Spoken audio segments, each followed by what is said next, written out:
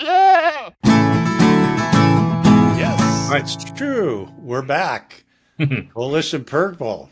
You Good to can't see get you rid of again. us. You're doing good. How are you? How are things going your way? Good. Now that you're letting your cement dry, you mentioned. So, Yeah. uh, Getting a break from pouring cement. yeah, hey, do what it takes.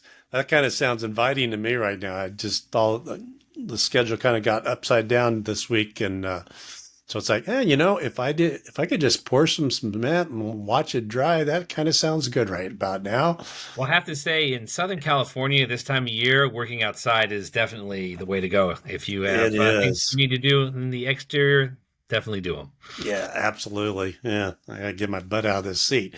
Anyways, so what's happening your way in terms of the world of politics and all the craziness going on in the world? Well, the thing that I was going to bring up was obviously there's a lot of Supreme Court cases going on right now. I Yeah, mean, there's all the immigration stuff, there's the birthright citizenship stuff. But there's also a case right now out of Maryland, and it's just hit the Supreme Court. And it's about the controversial books that they're using for like grade school. The case itself is called Mahmood versus Taylor. And so this is something that's sort of been going around. It's the sort of the idea of the trans agenda thing, where you have sexually explicit books, or at least books that are claimed to be sexually right. explicit, being taught to young children. And for the purposes of what I want to say, I'm not even going to talk about what's in the context of the books, but I'm just going to stipulate that they are controversial. The books Right. are controversial. Some people like them, some people hate them. And so, because of the material in the book and the way things are done in Maryland, um, they would be something you would think that you could maybe teach to kids in like a sexual education class. It's like, okay, well, there's these Mhm. different genders and different sexual identities and all this different stuff. Right. But they don't want to wait until fifth or sixth grade, which was when sex ed starts. So they're using these books as part of the English curriculum, at least if my understanding is correct. So they're part of the English curriculum and they're being taught before fifth grade. So like second, third grade, something like that. Now, again, not going to even talk about the content of the books, but this is the very youngest when kids are really starting to read, the most important part of the time when they're starting to read. And so now these books are being part of the English curriculum. This causes parents to want to pull their kids out of that, to opt out. And that's what the lawsuit is. The lawsuit is the parents trying to enable their kids to opt out of going to these particular reading classes with these Right. particular books. And so the thing that caught my eye is like, okay, so you're teaching something controversial, which is going to cause large numbers of parents, or at least some number of parents, to have their children opt out. So I went and looked at Maryland's reading proficiency scores. So in eighth grade in Maryland, where this is happening, only 33% of eighth graders are proficient in reading Wow. in eighth grade, and only 25 are proficient in math.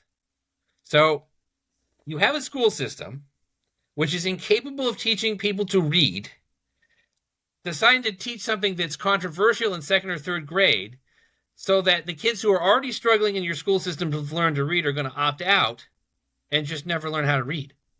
So it's like, what are you doing? I don't care what the context of the books are. Right. I Right. don't care. Right. It becomes meaningless after a while, and there's Right. that regard. Right. Right. Just take the most basic thing that you can, the most straightforward thing you can, the least controversial thing you can, because you're not even teaching kids to read.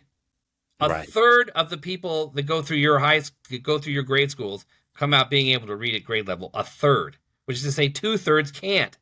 So I mean, I guess it's in a way it's kind of ironic that they're reading these books to kids in the second grade, because they'll still be reading those books to kids in the eighth grade because they haven't taught them to read them themselves yet. So it's crazy. I mean, I all the controversial stuff aside, it's nuts. Yeah, right. Well, that's I don't know. How did we get to this spot where we've kind of lost focus, particularly in the education world, about just sort of the general basics, three R's, as you always used to call them, right? Yeah. And because that's happening lots of places. I mean, but this, I hear what you're saying. It's like, wow.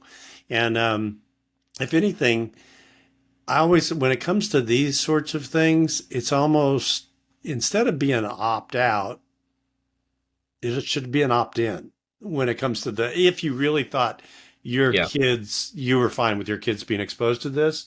But even before you get to the opt in or opt out thing, to your point, it's like, can we just make sure they can read Dick and Jane first or whatever that was my, I don't know what they call it now, but Yeah. I'm sure it's something different. But can we make sure that they got that basic baseline? That's Yeah. just incredible. If it was like, if you had like a 90% reading proficiency in your classes and you're like, okay, we've got 90% reading efficiency, but we want to teach some sort of ethics or sexuality or gender studies or whatever.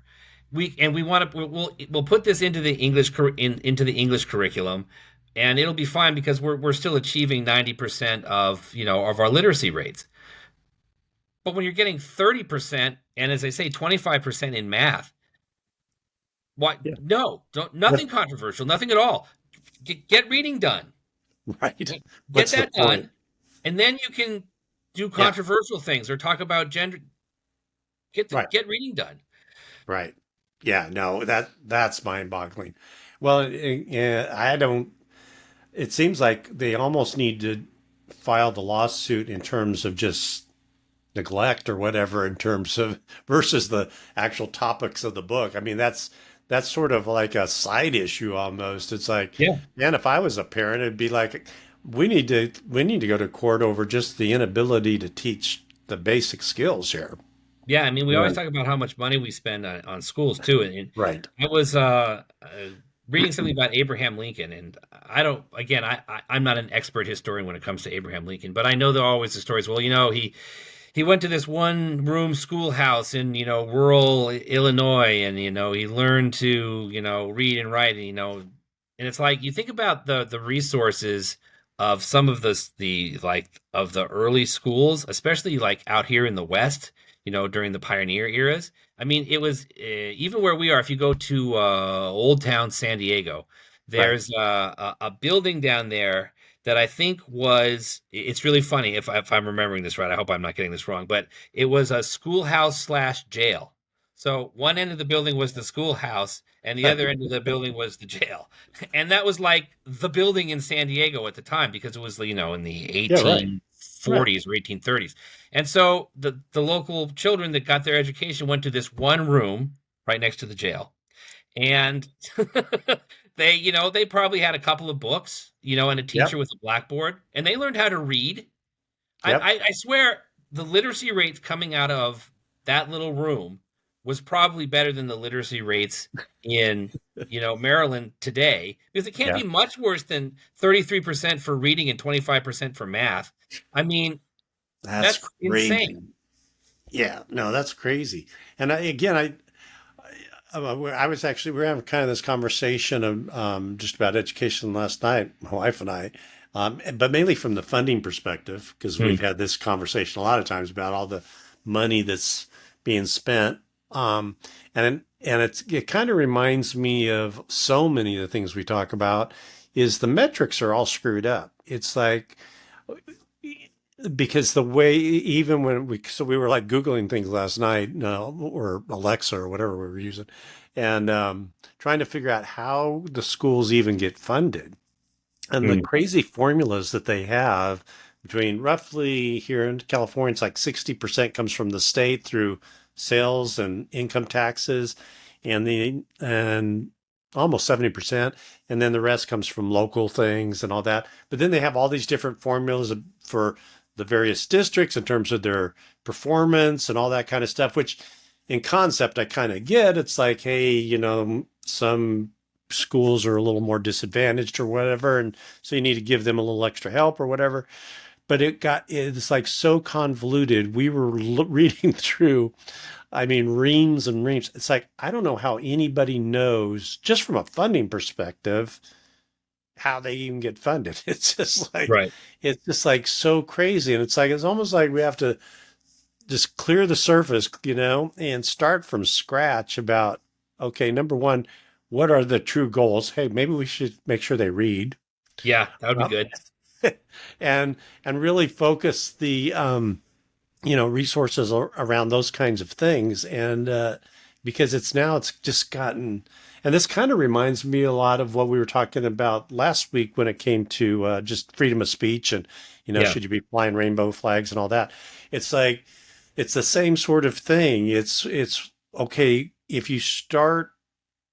That's not to say that school is a great place to learn. You need to explore ideas and all that kind of stuff, but you first got to start with that fundamental thing of read, write, and arithmetic, and if you and then expand it from there. But we keep getting off on these side tangents in so much Yeah. of the education world about what is important. And it's like, okay, all these things are important to some level to somebody, Yeah. but it's missing the boat when it comes to just the basics.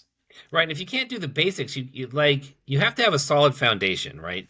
It's like building anything, or learning any skill. You always have to start with the basics. And then once you've mastered the basics, you can sort of expound Yeah, on that. yeah, for sure. And it was always like I always thought it was interesting. It's kind of a cultural educational thing, and it's kind of like the scientific method. The idea is that, once you develop language and reading and the ability to, keep track of knowledge, you're not like rediscovering the wheel every generation, right? You know how to do certain things, you've learned certain things, you pass that certain things on. And then, once you've, assimilated all the things that everybody kind of figured out in the past, you can go on and figure out new things. And that's how civilizations sort of grow and advance. But if you can't do the very basic stuff, if you can't even pass on the basic knowledge and ideas, then everybody comes out and it's like they have to rediscover like geometry. And it's like, oh my Right. God, I just discovered geometry. Well, yeah, that's nice, but they also discovered that 800 years ago. But it's nice that you rediscovered it, but you're not going anywhere. Right, right. So if we can't teach the students the basics, they can never get beyond it. Yeah. It's like you need to learn how to think, how to reason, how to read and write, and then you can start making decisions and learning other things and having start talking about issues that involve critical thinking. And I'm kind of like everybody should have some idea about everything. Yeah. So you Yeah. know, A well-rounded education, as they say. yeah. Right. But again, you got to start by teaching the basics so that the well-rounded education actually means something. I mean, if the Right. only thing that you walk away from out of your grade school years is that, you know, Bill can marry John and John can marry Bill, but they don't have to because, John could marry, Linda instead or Right. whatever. Right. I mean, seriously, if that's what you come out with, but you can't read and write, I mean, God help us all. Yeah. Yeah. Yeah. And I don't know. And there's, I don't know.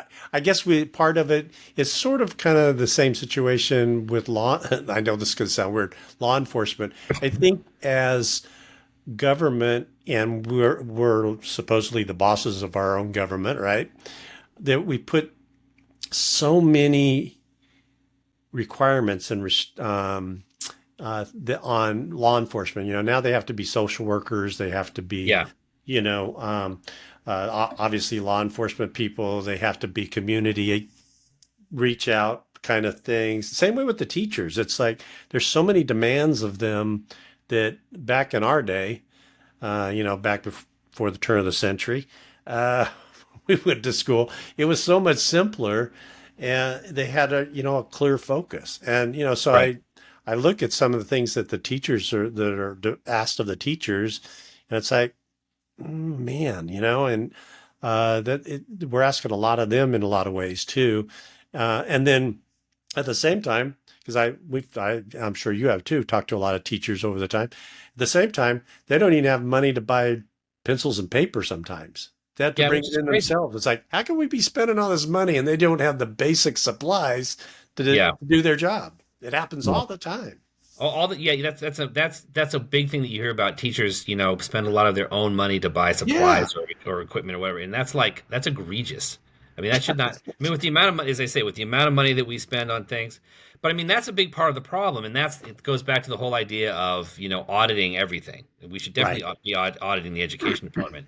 If you're not providing basic materials for teachers for classrooms that need it, then right, the funding is all wrong. You're doing something wrong because we right, know how much money we spend on schools. It's billions.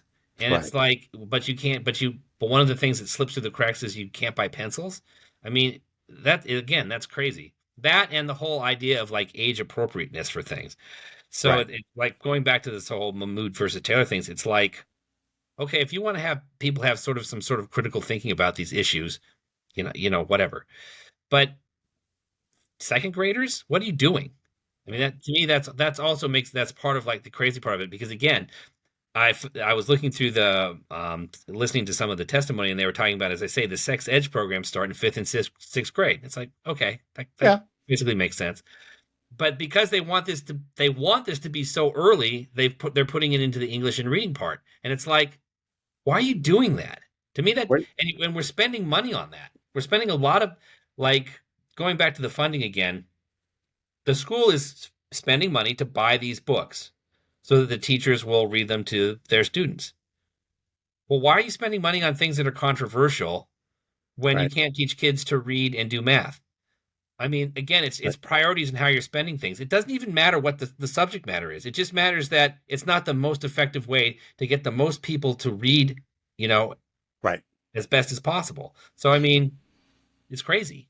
Yeah, well, and I'm only guessing here because I don't know about this case, so take it for what it's worth. Mm. But I can see where they would think that it would be good to start having these discussions earlier on because, there's been this, concern about bullying and those sorts of things, and all Mhm. people are different, all that. But, you know, that's just general respect and kindness for other human beings. It has nothing to Yep. do with any specific characteristic. And I think that's all, at least back when we went to school. I mean, I know that was sort of kind of a focus. Everything you just was sort of integrated into it, that about being respectful and understanding of people come from different places and all that. But it wasn't like we were having to focus on that, or there was some very specific goal in that other than just, hey, turn out decent people, right?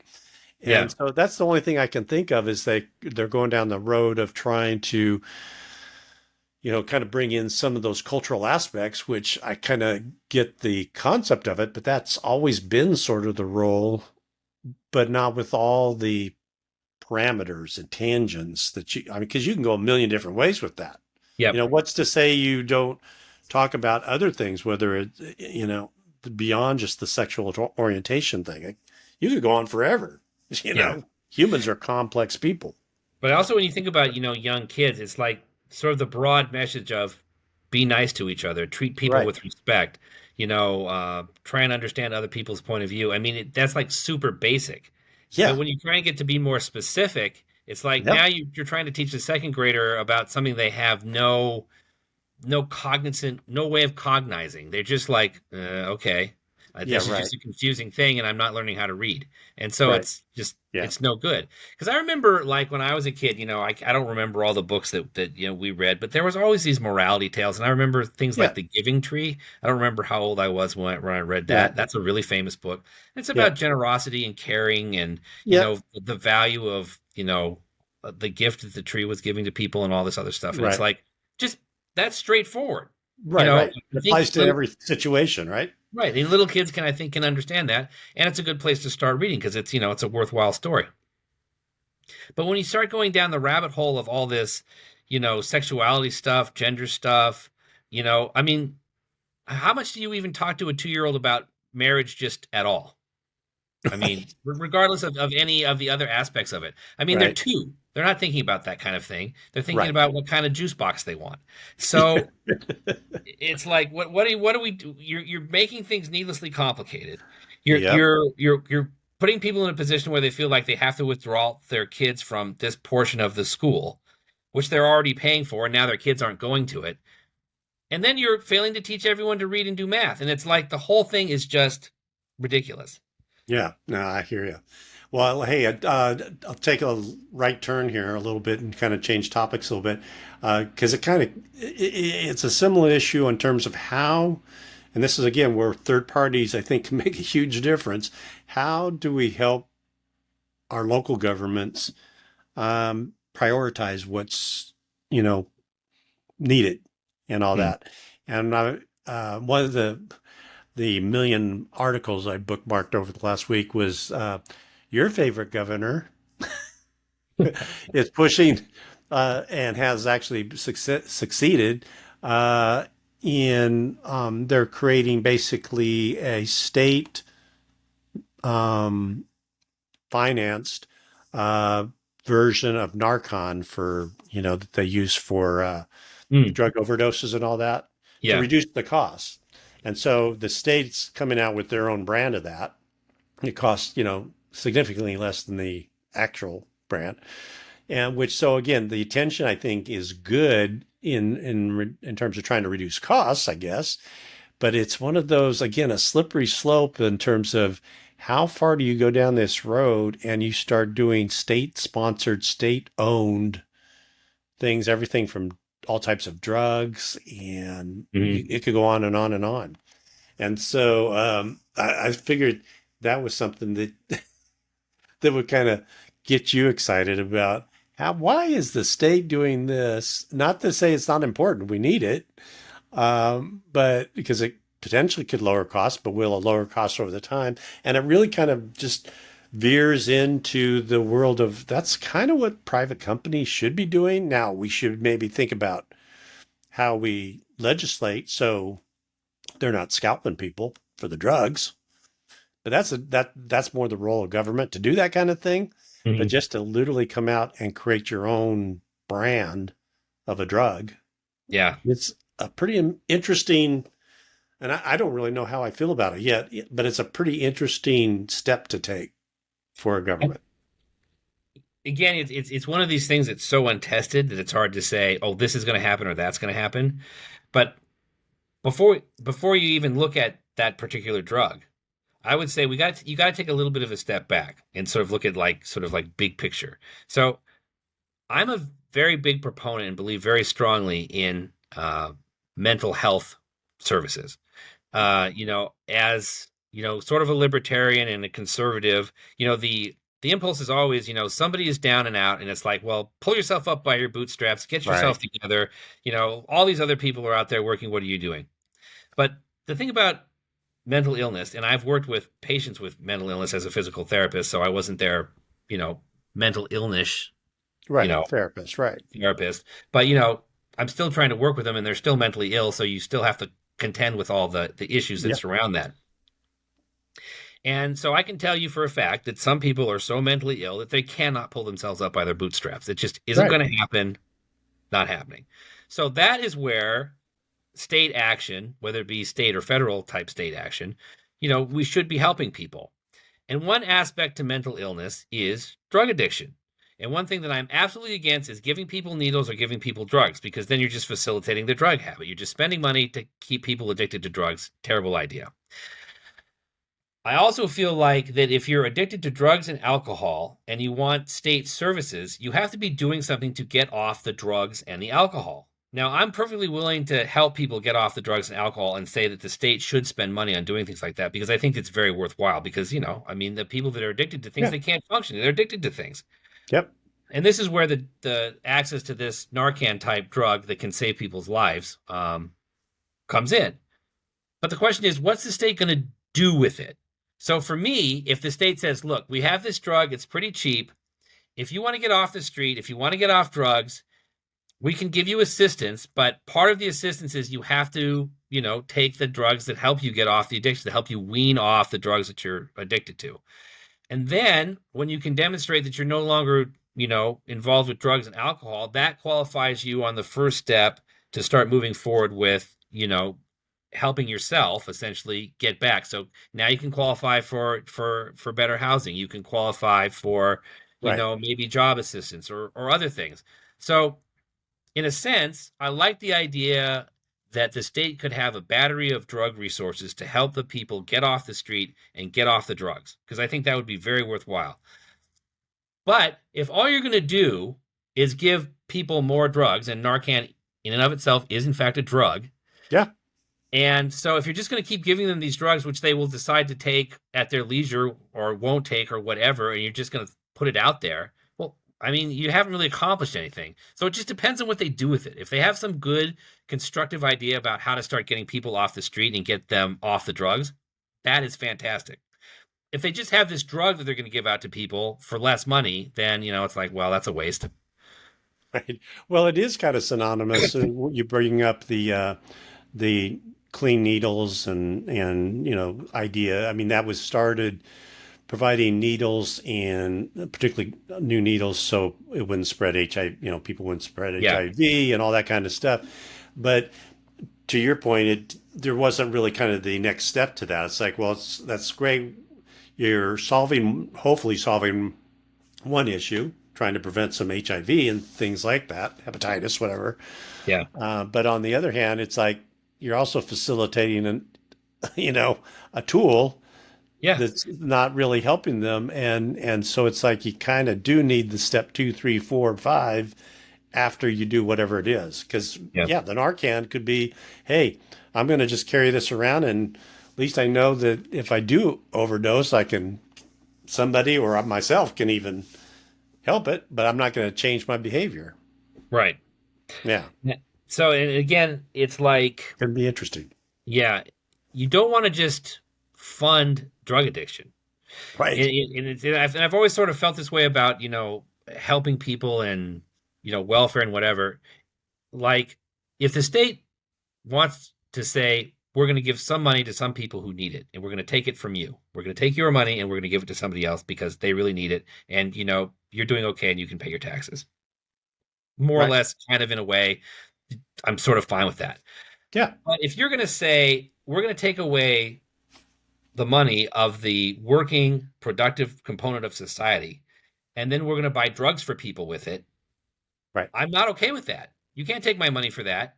You can't you can't take our tax money just to keep people addicted to heroin. No. That's that's preposterous. Give me my money back. I don't accept that in any way, shape, or form.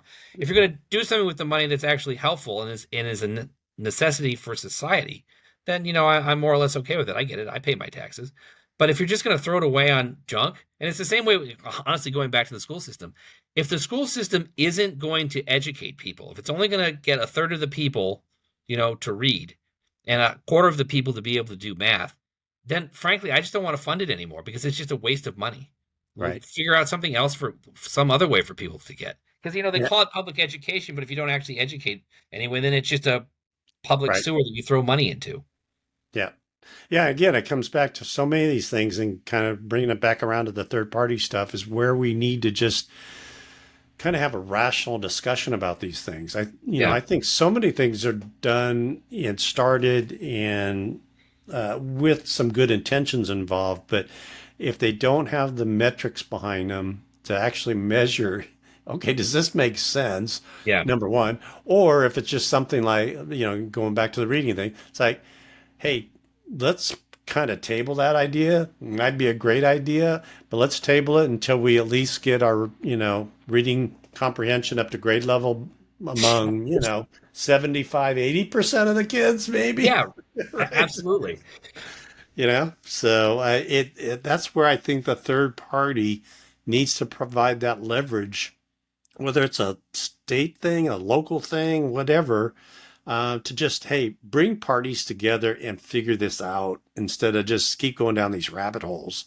Yeah, And because we keep seeing it over and over. It's almost, that's an addiction of it itself among government. yeah, It's like people have these great ideas, and it's like, well, no, and a lot of them I think are great ideas, but if you can't show progress that this is right. somehow moving us forward, it's really hard. I don't care what side of the political spectrum you're on.